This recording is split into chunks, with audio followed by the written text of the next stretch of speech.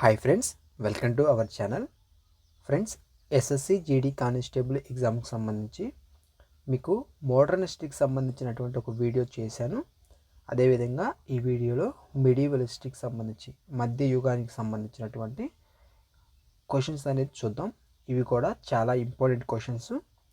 మీకు most important questions ఏవైతే ఉన్నాయో అవన్నీ ఎక్కువ క్వశ్చన్స్ కవర్ అయ్యే విధంగా మీకు వీడియోస్ అనేది అందిస్తాను. ఈ వీడియోలో కూడా అంతే. కాబట్టి వీడియోని క్లియర్గా ఎండ్ వరకు చూడటానికి ప్రయత్నం చేయండి. ఫస్ట్ ఆఫ్ ఆల్ ఈ వీడియోని లైక్ చేయనట్లయితే ఒక లైక్ చేయండి. మీరు లైక్ చేయడం ద్వారా ఇంకొక నలుగురికి ఈ వీడియో అనేది రికమెండ్ అవుతుంది. కాబట్టి లైక్ చేసి సపోర్ట్ చేయండి. ఇక టాపిక్లోకి అయితే వెళ్దాం. ఫస్ట్ ఆఫ్ ఆల్ చూడండి, మీకు who was the founder of the slave dynasty in India? భారతదేశంలో బానిస వంశ స్థాపకుడు ఎవరు అంటే ఎవరు? మనకి కుతుబుద్దీన్ ఐబక్ అనమాట. ఎవరు? కుతుబుద్దీన్ ఐబక్. అయితే మనకి ఇక్కడ ఈ వ్యక్తి 1206లో ఎప్పుడు 1206లో బానిస వంశాన్ని స్థాపించడం జరిగింది. ఈయన్ని లక్ బక్ష్ లక్ బక్ష్ అని చెప్పేసి పిలుస్తారు. ఎందుకంటే లక్షలు దానం చేసే వ్యక్తి అనమాట ఇతను. అందువల్ల ఇతన్ని ఆ విధంగా పిలుస్తారు, లక్ బక్ష్ అని. ఈ పదాలు గుర్తుంచుకోండి. తర్వాత మనకి ఇల్టుట్మిష్, ఇతని గురించి చూస్తే ఇతను ఏంటంటే బానిస వంశాన్ని నిజమైన స్థాపకుడు ఎవరు అని చెప్పేసి ఎగ్జామ్లో అడిగితే నిజమైన స్థాపకుడిగా మనకి ఇల్టుట్మిష్ని పిలుస్తూ ఉంటారు. అయితే ఈయన చహల్గానీ అనే వ్యవస్థని ప్రవేశపెట్టడం జరిగింది. చహల్గానీ వ్యవస్థను తెచ్చింది ఎవరు అంటే ఇల్టుట్మిష్. ఓకేనా? రజియా సుల్తాన్ అంటే ఈమె మహిళ అనమాట. ఢిల్లీని పాలించినటువంటి మొదటి మహిళా పాలకురాలు రజియా సుల్తానా. తర్వాత మనం చూస్తే బాల్బన్ గురించి చూస్తే బాల్బన్ అనే వ్యక్తి ఈయన రక్తం మరియు ఇనుము విధానాన్ని అమలు చేసింది ఈ వ్యక్తి అనమాట. రక్తం మరియు ఇనుము విధానాన్ని అమలు చేసింది ఎవరు అంటే Balban. The first battle of Panipat was fight in 1526 between. 1526లో మొదటి పానిపట్టు యుద్ధం ఎవరి మధ్య జరిగింది అంటే మనకి మొదటి పానిపట్టు యుద్ధం అనేది బాబర్ మరియు ఇబ్రహీం లోడి మధ్య జరిగింది. ఓకేనా? 1526లో జరిగిందనమాట. అయితే నెక్స్ట్ రెండవ పానిపట్టు యుద్ధం ఎప్పుడు జరిగింది? 1556. 1556లో మనకి ఇక్కడ అక్బర్ హేము, ఎవరైతే అక్బర్ హేము ఉన్నారో వీరిద్దరి మధ్య జరిగిందనమాట రెండవ పానిపట్టు యుద్ధం. తర్వాత మనం చూస్తే హుమాయూన్ మరియు షేర్షా, వీళ్ళిద్దరి గురించి చూస్తే చౌసా మరియు కన్నౌజ్ అనే యుద్ధాలు అనేవి వీరిద్దరి మధ్య, హుమాయూన్ షేర్షా మధ్య జరిగాయన్నమాట. చౌసా అనేది 1539లో జరిగిందండి, చౌసా అనే యుద్ధం. తర్వాత కన్నౌజ్ అనేది 1540లో కన్నౌజ్, 1539లో మనకి చౌసా అనే యుద్ధాలు జరిగాయి. ఓకేనా? తర్వాత అహ్మద్ షా మరియు మరాఠాలు, వీళ్ళ గురించి చూస్తే మనకి మొదటి పానిపట్టు యుద్ధం 1526లో, రెండవది 1556లో, మూడోది వచ్చేసరికి 1761లో జరిగింది. ఎవరి మధ్య అంటే అహ్మద్ షా మరియు మరాఠాల మధ్య జరిగింది. ఓకేనా? Which Mughal emperor built the Fatehpur సిక్రీని నిర్మించిన మొఘల్ చక్రవర్తి ఎవరు అంటే మనకి ఇక్కడ అక్బర్. ఎవరు? అక్బర్ అనమాట. అక్బర్ గురించి చూస్తే గుజరాత్ విజయం గుర్తుగా ఫతేపూర్ సిక్రీ నగరాన్ని మరియు బులంద్ దర్వాజాను నిర్మించినటువంటి వ్యక్తి అక్బర్ అనమాట. ఓకేనా? తర్వాత ఈ హుమాయూన్ గురించి చూస్తే మనకి ఈయన ఢిల్లీలో దీన్ పనాహ్ అనే నగరాన్ని నిర్మించినటువంటి వ్యక్తి హుమాయూన్ అనమాట. తర్వాత జహంగీర్ గురించి చూస్తే ఈయన కాలం అంటే జహంగీర్ యొక్క కాలం అనేది మొఘల్ చిత్రలేఖనానికి స్వర్ణ యుగం అనమాట. అంటే పెయింటింగ్స్ ఉన్నాయి కదా, ఈ పెయింటింగ్స్కి స్వర్ణ యుగం జహంగీర్కి సంబంధించి. నెక్స్ట్ షాజహాన్, ఈయన తాజ్మహల్, ఎర్రకోట మరియు జామా మసీదును నిర్మించడం జరిగింది. తాజ్మహల్, ఎర్రకోట మరియు జామా మసీదును నిర్మించింది ఎవరు? Shahjahan. The jizya tax was abolished by which ruler? Jizya పన్ను రద్దు చేసిన పాలకుడు ఎవరు అంటే మనకి అక్బర్. ఎవరు? అక్బర్ అనమాట. జిజియా పన్నును రద్దు చేసినటువంటి వ్యక్తి అక్బర్. దాన్ని మరలా తిరిగి ప్రవేశపెట్టినటువంటి వ్యక్తి ఎవరంటే ఔరంగజేబు. తిరిగి ప్రవేశపెట్టాడు జిజియా పన్నును, మరలా రద్దు చేసింది మాత్రం అక్బర్ అనమాట. ఓకేనా. తర్వాత ఫిరోజ్ షా తుగ్లక్ గురించి చూస్తే బ్రాహ్మణులు ఎవరైతే ఉంటారో ఈ యొక్క బ్రాహ్మణులపై కూడా జిజియా పన్ను వేసినటువంటి మొదటి సుల్తాన్ ఎవరంటే ఫిరోజ్ షా తుగ్లక్ అనమాట.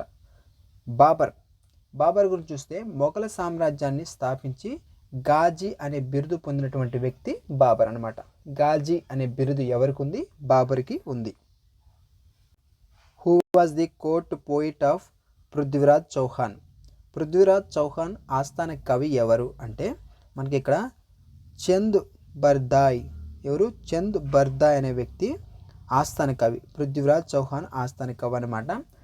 మనకి ఈ పృథ్వీరాజ్ చౌహాన్ స్నేహితుడు ఎవరైతే ఇక్కడ ఉన్నటువంటి చంద్ బర్దాయ్ ఉన్నారో ఇతను పృథ్వీరాజ్ యొక్క స్నేహితుడు మరియు కవి కూడా. ఓకేనా.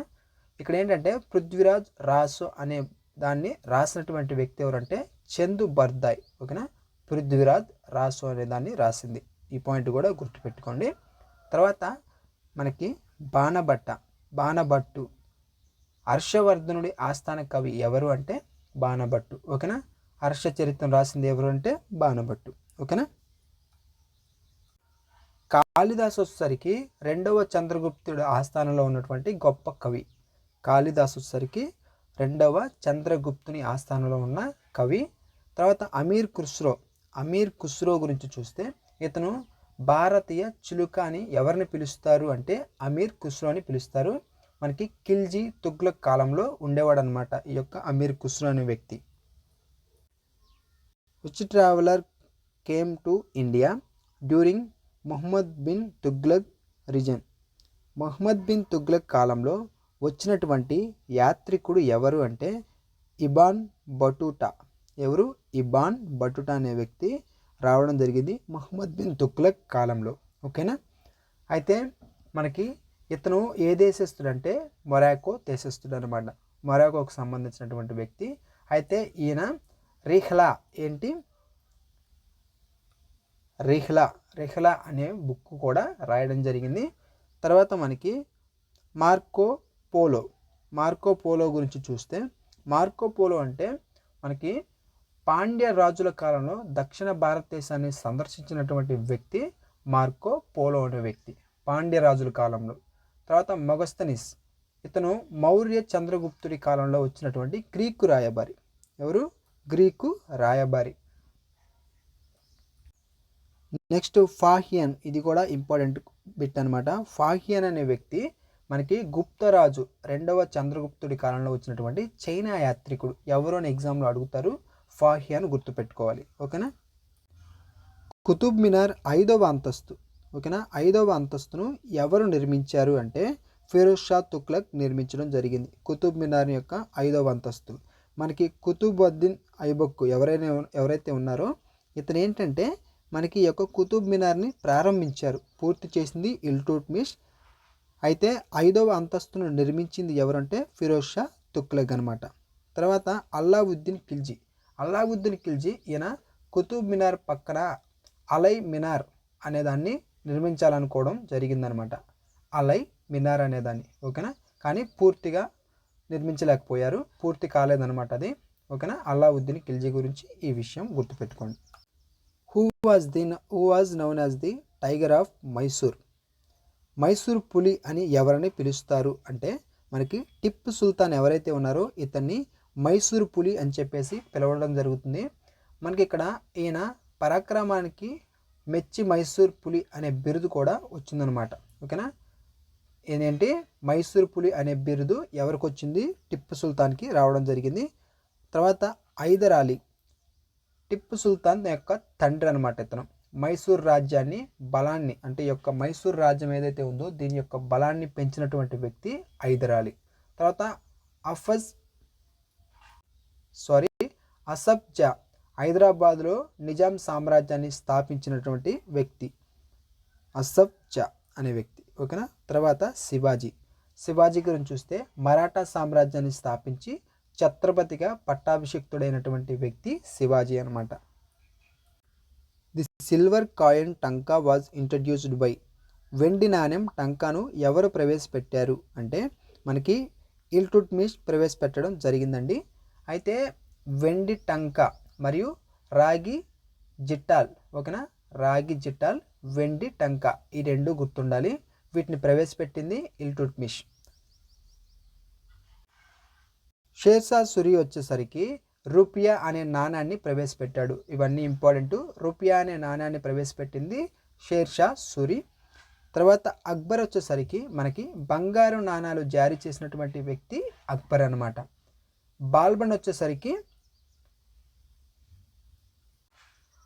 నాణాల కంటే క్రమశిక్షణ, సిజ్జా, పైబోస్ పద్ధతులను ప్రసిద్ధి చేసినటువంటి వ్యక్తి బాల్బన్ అనమాట. బాల్బన్ కాలంలో ఇవి ప్రసిద్ధి చెందాయి. క్రమశిక్షణ, సిజ్జా, ఫైబోస్ అనే పద్ధతులు ప్రసిద్ధి చెందడం జరిగిందనమాట బాల్బన్ కాలంలో. Who founded the city of Agra, Agra నగరాన్ని ఎవరు స్థాపించారు అంటే సికందర్ లోడి స్థాపించడం జరిగింది. 1504లో స్థాపించారు ఆగ్రా నగరాన్ని. స్థాపించినటువంటి ఏదైతే ఆగ్రా నగరం ఉందో దాన్నే రాజధానిగా కూడా చేసుకోవడం జరిగింది. తర్వాత బహులాల్ లోడి వంశ స్థాపకుడు ఇతను. ఓకేనా. బహులాల్ లోడి అనే వ్యక్తి లోడి వంశ స్థాపకుడు. ఇబ్రహీం లోడి వచ్చేసరికి లోడి వంశ చివరి రాజు ఎవరు అంటే ఇబ్రహీం లోడి పానిపట్టు యుద్ధంలో బాబర్ చేతిలో ఓడిపోతాడు. ఇతను ఓడిపోయి మరణించడం జరుగుతుందన్నమాట. తర్వాత కిజార్ ఖాన్ ఎవరు? కిజార్ ఖాన్ సయ్యద్ వంశ స్థాపకుడు. ఓకేనా. సయ్యద్ వంశ స్థాపకుడు Khizr Khan. What was the real name of Sher Shah Suri అసలు పేరు ఏంటంటే ఫరీద్ అనేది ఆయన యొక్క అసలు పేరు. అదేవిధంగా మనకి ఈ యొక్క షేర్షా సూరి అసలు పేరేంటి? ఫరీద్. పులిని చంపినందుకు ఈ యొక్క షేర్షా సూరికి షేర్ ఖాన్ అనే పేరు కూడా రావడం జరిగింది, పులిని చంపినందుకు. తర్వాత ఖుర్రం అనేది మొఘల్ చక్రవర్తి షాజహాన్ యొక్క అసలు పేరు. షాజహాన్ యొక్క అసలు పేరు ఏంటంటే ఖుర్రం. సలీం అనేది మనకి జహంగీర్ యొక్క అసలు పేరు. మొఘల్ చక్రవర్తి జహంగీర్ యొక్క అసలు పేరు సలీం. ఖుర్రం అనేది షాజహాన్ యొక్క అసలు నేము. తర్వాత ఔనా ఖాన్ అంటే మనకి మహమ్మద్ బిన్ తుగ్లక్ ఉన్నారు కదా, ఆయన యొక్క అసలు పేరు. ఓకేనా. ఈ పేర్లు important. Who was the Guru of Shivaji Maharaj గురువు ఎవరు అంటే రామ్దాస్. ఎవరు? రామ్దాస్. శివాజీకి ఆధ్యాత్మిక గురువు అనమాట ఇతను. తర్వాత తుకారం అనే వ్యక్తి శివాజీ కాలంలో ఉన్నటువంటి ప్రసిద్ధి చెందినటువంటి ఒక కవి అనమాట. తర్వాత ఏకనాథ్ అంటే భగవత్ పురాణాన్ని మరాఠాలోకి అనువాదించినటువంటి అంటే కన్వర్ట్ చేసినటువంటి కవి ఎవరంటే ఏకనాథ్. తర్వాత నామ్దేవ్ గురించి చూస్తే భక్తి ఉద్యమకారుడు అనమాట ఇతను. ఈయన గీతాలు గురు గ్రంథ్ సాహిబ్లో కూడా ఉన్నాయన్నమాట. ఓకేనా. గురు గ్రంథ్ సాహిబ్లో కూడా ఉన్నాయి నామ్దేవ్ గురించి. In which year did Mahmud Ghazni raid Somnath టెంపుల్పై మహమ్మద్ గజ్నీ సోమనాథ్ దేవాలయంపై ఏ సంవత్సరంలో దాడి చేశారు అంటే 1025 ఏడీలో దాడి చేయడం జరిగింది. ఓకేనా. 1025లో దాడి చేశారు.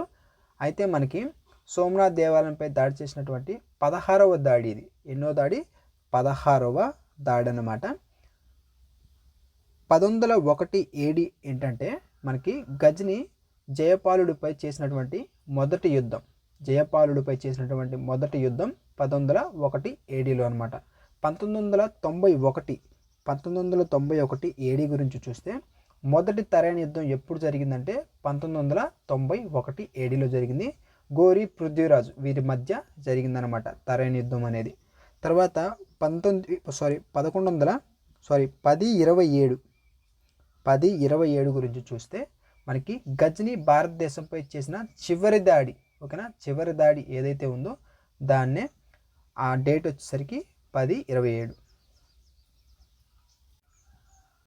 Who wrote Ain-i-Akbari? Ain-i-Akbari పుస్తకాన్ని రాసింది ఎవరు అంటే అబుల్ ఫజల్ అనే వ్యక్తి ఈ యొక్క ఐఈ అక్బరీ అనే పుస్తకాన్ని రాశారు. అయితే ఈ యొక్క బుక్ ఎవరైతే అబుల్ ఫజల్ రాశారు కదా, ఇతను ఎవరు అంటే మనకి అక్బర్ యొక్క ఆస్థానానికి సంబంధించినటువంటి కవి, ఓకేనా. అక్బర్ నామా మరియు ఐఈ అక్బరీ ఈ బుక్కులు రాసింది ఈ యొక్క అబుల్ ఫజలే అనమాట, ఓకేనా. తర్వాత అక్బర్ గురించి చూస్తే ఈయన అక్బరు చదువుకోలేదు. ఈ పాయింట్ గుర్తుపెట్టుకోండి. అక్బర్ని బాబర్ని ఇచ్చి ఎవరు చదువుకోలేదని ఆప్షన్స్లో ఇస్తారు, మీకు గుర్తుండాలి. మనకి అక్బరు చదువుకోలేదు, కానీ అప్పటి కాలపు చరిత్ర ఏదైతే ఉందో దాని గురించి రాయించడం జరిగిందనమాట. తర్వాత బీర్బల్ అంటే అక్బర్ యొక్క ఆస్థానంలో ఒక మంత్రి అనమాట. ఎవరు? బీర్బల్ ఒక మంత్రి మాత్రమే, అక్బర్ ఆస్థానంలో ఉన్నటువంటి మంత్రి. తర్వాత ఫైజీ గురించి చూస్తే అబుల్ ఫజల్ సోదరుడు ఇతను. ఎవరైతే కవి ఉన్నారో అబుల్ ఫజల్ అనే వ్యక్తి, అతని యొక్క సోదరుడు Faizi. Who shifted the capital from Delhi to Daulatabad? రాజధాని ఢిల్లీ నుండి దౌలతాబాద్కు మార్చింది ఎవరు అంటే మనకి మహమ్మద్ బిన్ తుగ్లక్ మార్చడం జరిగింది. 1327లో ఢిల్లీ నుండి దౌలతాబాద్కి యొక్క రాజధాని మార్చడం జరిగిందనమాట మహమ్మద్ బిన్ తుగ్లక్. అల్లావుద్దీన్ ఖిల్జీ, ఈయన సిరి అనే నగరాన్ని నిర్మించారు. సిరి అనే నగరాన్ని నిర్మించింది ఖిల్జీ, అల్లావుద్దీన్ ఖిల్జీ. గియాజుద్దీన్ తుగ్లక్ వచ్చేసరికి తుగ్లకాబాద్ ఏదైతే ఉందో నగరం, ఆ యొక్క నగరాన్ని నిర్మించింది గియాజుద్దీన్ తుగ్లకాబాద్. తర్వాత ఇల్టుట్మిష్ లాహోర్ నుండి, ఓకేనా, లాహోర్ నుండి ఢిల్లీకి రాజధాని మార్చింది ఎవరు అంటే ఇల్టుట్మిష్. ఫస్ట్ ఆఫ్ ఆల్ మనకి ఇక్కడ క్వశ్చన్ ఏంటి? ఢిల్లీ నుండి దౌలతాబాద్కి మార్చింది మహమ్మద్ బిన్ తుగ్లక్, ఓకేనా. లాహోర్ నుండి ఢిల్లీకి రాజధానిని మార్చింది ఇల్టుట్మిష్, ఓకేనా. సో ఈ విధంగా మీరు క్వశ్చన్స్ చూసుకోండి. మీకు ఒకే క్వశ్చన్స్లో 4 క్వశ్చన్స్ కవర్ అయ్యే విధంగా అవి కూడా చాలా ఇంపార్టెంట్ క్వశ్చన్స్ మీకు ఎక్స్ప్లెయిన్ చేయడం జరిగింది. ఇవన్నీ వెరీ వెరీ ఇంపార్టెంట్, ఎగ్జామ్లో రిపీట్ అవుతున్నటువంటి క్వశ్చన్స్. మీరు 1-2 సార్లు ఈ యొక్క వీడియోని చూసుకోండి. ఇంకా ఈ వీడియోని లైక్ చేయనట్లయితే ఒక లైక్ చేయండి. మీ ఫ్రెండ్స్ ఎవరైనా ఉంటే వాళ్ళకి కూడా షేర్ చేయడానికి ట్రై చేయండి. మనకి టెలిగ్రామ్ గ్రూప్ కూడా ఉంది, ఆ గ్రూప్లో జాయిన్ ఉన్నట్లయితే జాయిన్ అవ్వండి. అక్కడ మీకు ఇక్కడ ఎక్స్ప్లెయిన్ చేసినటువంటి పీడిఎఫ్స్ని విత్ ఆన్సర్స్, కీ పాయింట్స్తో సహా మీకు ఇస్తాను. కాబట్టి ఆ గ్రూప్లో కూడా జాయిన్ అవ్వండి. డిస్క్రిప్షన్లో లింక్ ఇచ్చాను, ఓకేనా. Thanks for watching.